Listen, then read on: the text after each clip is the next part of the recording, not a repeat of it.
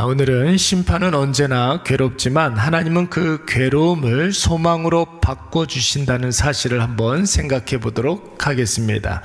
하나님의 심판에는 여러분 형벌과 징계가 있습니다. 형벌과 징계, 엄연히 다른 개념입니다. 여러분, 형벌과 징계는 어떤 차이가 있을까요?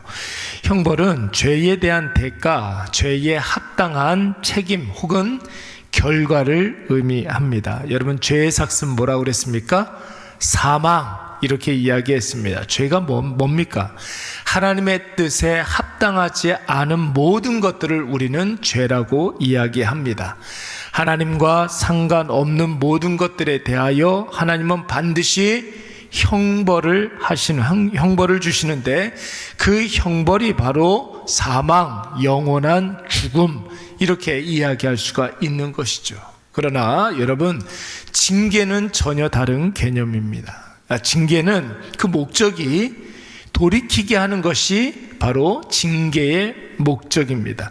죄 지은 자가 깨닫고 돌아오게 하기 위해서 하나님은 징계하시죠. 그러니까 징계는 하나님 사랑의 또 다른 방식이라고 이야기할 수가 있습니다. 정리하자면 똑같은 죄를 지었다 할지라도 하나님의 자녀에 대해서는 여러분, 하나님께서 형벌을 주시겠습니까? 징계를 주시겠습니까? 징계를 하시는 것입니다. 다시는 그렇게 하지 못하도록 하시기 위해서 혹은 그 잘못된 길로에서 돌이키게 하기 위해서 하나님의 자녀들에게 징계를 주시는 것입니다. 그러나 하나님과 상관없는 자가 그 지은 죄에 대한 결과는 전혀 다르죠. 그 지은 죄의 대가는 형벌이에요. 그것은 돌이킬 수가 없습니다. 그걸로 끝나는 것이고 누구든지 그 죄에 대해서 책임을 져야 합니다. 그것을 여러분 정확하게 설명해 주는 말씀이 히브리서 12장 말씀에 나와 있습니다. 여러분, 너희가 하나님의 자녀이기 때문에 형벌을 받습니까? 아니면 징계를 받습니까? 징계를 받는다는 거예요. 징계가 없으면 다 사생자라는 것이에요. 하나님의 자녀가 아니라는 것입니다. 하나님의 친아들이기 때문에 하나님께서 징계를 주신다는 것입니다. 여러분, 오늘 본문의 말씀에 보면 이스라엘 백성들이 범죄했습니다. 죄를 지은 것은 아간이라는 한 사람의 죄였지만 하나님은 아간의 죄를 이스라엘 전체의 공동체의 죄로 여기셨어요. 왜 그랬습니까? 아간은 하나님께 온전히 바쳐진 것을 가로챘지만 이스라엘 백성들은 하나님의 승리를 자신의 승리로 가로챘습니다. 하나님은 아간의 죄와 이스라엘의 죄를 똑같은 것으로 보고 있는 것이죠. 그러면 왜 하나님은 여러분 이스라엘 전체에 대한 징계를 내리지 아니하시고 아간 한 사람에 대한 형벌로 내리신 것입니까? 여러분, 형벌은 하나님의 거룩한 공의를 믿는 자와 믿지 않는 자에게 증명하는 전능하신 하나님의 고유의 사역이라 이렇게 이야기할 수가 있습니다. 아간의 죄에 대해서 하나님께서 돌이킬 수 없는 형벌로 대하신 이유는 하나님이 공식적으로 하신 말씀에 대한 불순종을 저질렀기 때문에, 하나님의 자녀가 아니기 때문에 하나님께서는 아간에 대해서 형벌을 내리신 것입니다. 하나님이 분명히 여리고성은 하나님께 온전히 바쳐진 것이라고 선포하지 않았습니까? 남녀노소, 양과 소와 염소는 다 죽이고 은과 금과 동철 기구는 하나님의 전에 곳간에 드리라고 그랬습니다. 하나님의 승리라는 것이. 그런데 아간은 그 명확한 하나님의 말씀에 변명의 여지 없이 명명백백하게 불순종했으며 뿐만 아니라 하나님께서 돌이킬 수 있는 기회를 주시지 않았습니까? 그런데 여러분, 그 돌이킬 수 있는 기회를 발로 뻥 차버렸어요. 하나님의 자녀가 아니었던 것입니다. 하나님께 완벽하게 불순종하여서 하나님을 대적한 자였습니다.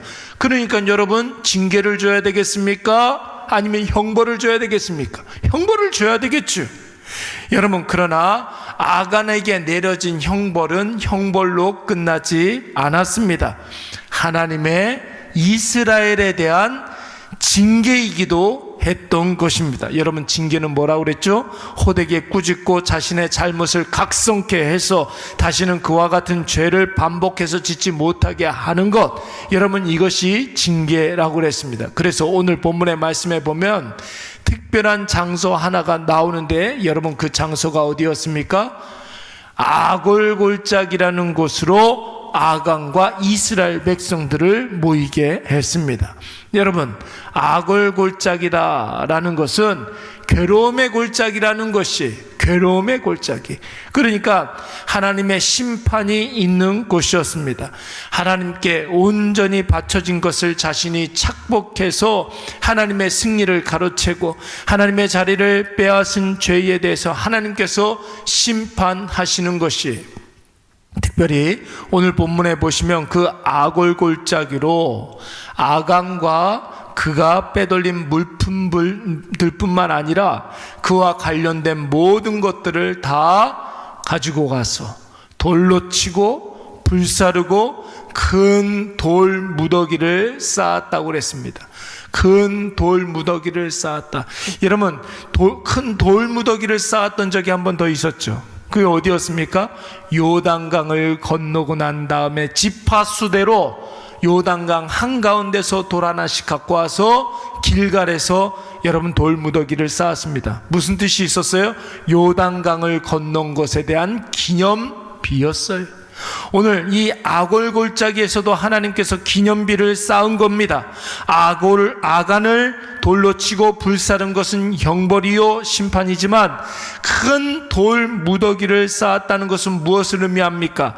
이스라엘에게는 죄의 심각성을 경고하는 경고가 되는 것이고 다시는 그와 같은 죄를 범하지 못하게 하는 하나님 자녀에게 주는 징계가 되는 것입니다. 그렇다면 보이는 것은 저주의 골짜기, 아골 골짜기, 괴로움의 골짜기이지만 여러분, 바로 여기에서부터 회복의 역사가 시작되는 줄로 믿습니다. 아골 골짜기에서부터 회복의 역사가 시작되는 것이에요. 여러분, 이스라엘 역사를 이렇게 보면은 통일 이스라엘이 있었습니다. 초대 왕이 사울 왕이었고 2대 왕이 다윗 왕이었습니다. 3대 왕은 그 다윗의 아들 솔로몬이 3대 왕이었어요. 이 3명의 왕 때가 여러분 통일 이스라엘의 왕국이라고 이야기할 수 있는데, 그 이후에 남과 북으로 갈라지지 않습니까?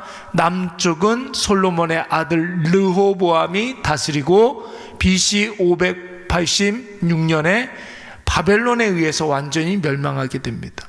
북쪽 이스라엘은 솔로몬의 신하였던 여로보암이라는 사람이 여러분 북쪽 이스라엘을 다스리다가 계속해서 구테타가 일어나다가 결국은 BC 722년경에 아수르에 의해서 멸망하게 됩니다.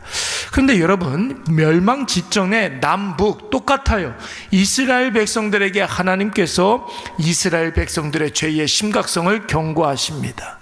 그 죄에 대한 저주와 심판을 이야기하십니다. 그리고 반드시 빼놓지 않고 하시는 말씀이 있는데, 그 말씀이 뭐냐면 심판을 이야기하시면서 반드시 회복도 이야기하신다라는 거예요. 심판, 여러분 괴로운 것 아니겠습니까? 저주스러운 것 아니겠습니까? 그러나 하나님께서는 심판을 이야기하면서 회복도 약속해 주시는 거예요. 하나님의 남은 자들을 통하여서 하나님의 백성을 회복시키고 다시 사용하셔서 이스라엘 백성들에게 하신 그 약속을 성취해 주신다라는 것입니다. 그렇다면 여러분, 하나님의 심판은 우리에게 저주가 아니라 소망이 되는 줄로 믿습니다. 형벌처럼 보이지만 여러분, 징계가 될 수가 있는 것이, 우리 자신을 돌이켜서 다시 똑같은 죄를 반복하지 않는다면 하나님은 반드시 우리를 통해서 회복의 놀라운 역사를 보여주실 줄로 믿습니다. 사랑하는 여러분, 오늘 우리에게 무거운 삶의 짐이 있습니까? 내가 지은 죄로 말미암아 하나님이 나를 징계하실까? 하나님이 나를 심판하실까? 이런 걱정과 염려를 하고 있습니까? 내가 알고 지은 죄, 모르고 지은 죄에 인해서 내가 벌을 받을 수는 있습니다. 죄를 지었으면 여러분 벌을 받아야 되겠죠. 그러나 나의 죄로 인하여서 고난이 올 수는 있어도 하나님은 하나님 자녀에 대해서 여러분 절대로 하나님의 사랑을 끊지 않는다는 사실을 여러분 꼭 기억하시기 바랍니다. 그것이 맹렬한 심판이라 할지라도 하나님은 하나님의 자녀들에게 그 사랑을 끊지 않으세요.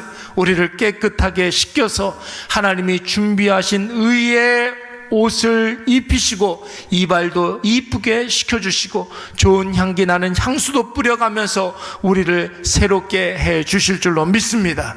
아무리 우리가 아골골짜기에 있다 할지라도 그것은 심판으로 형벌받아 끝난 장소가 아니라는 것이 호세아 선지자가 이렇게 이야기하지 않습니까? 아골골짜기에서부터 하나님의 은혜의 역사가 시작된다라고 이야기하고 있습니다. 그러므로 보라, 내가 그를 타일러 거친 들로 데리고 가서 말로 위로하고 거기서 비로소 그의 포도원을 그에게 주고 아골골짜기로 소망의 문을 삼으리니. 아골골짜기로 무엇의 문으로 삼는다고요? 소망의 문으로 삼는다고 말씀하셨습니다. 오늘 이것을 꼭 기억하셔서 여러분 우리의 인생이 괴롭고 고통스럽고 저주스럽다 할지라도 여러분 거기에서부터 하나님의 회복은 시작된다라는 사실을 꼭 기억하시기 바랍니다. 그래서 우리 모든 일해가족들이 있는 그곳에서 회복의 역사로 쓰임받으시고 우리 사랑하는 일해교회가 이 구례동에서 다시 시작함의 도구로, 회복의 도구로 쓰임받으시는 저와 여러분이 되시기를 간절히 축원합니다.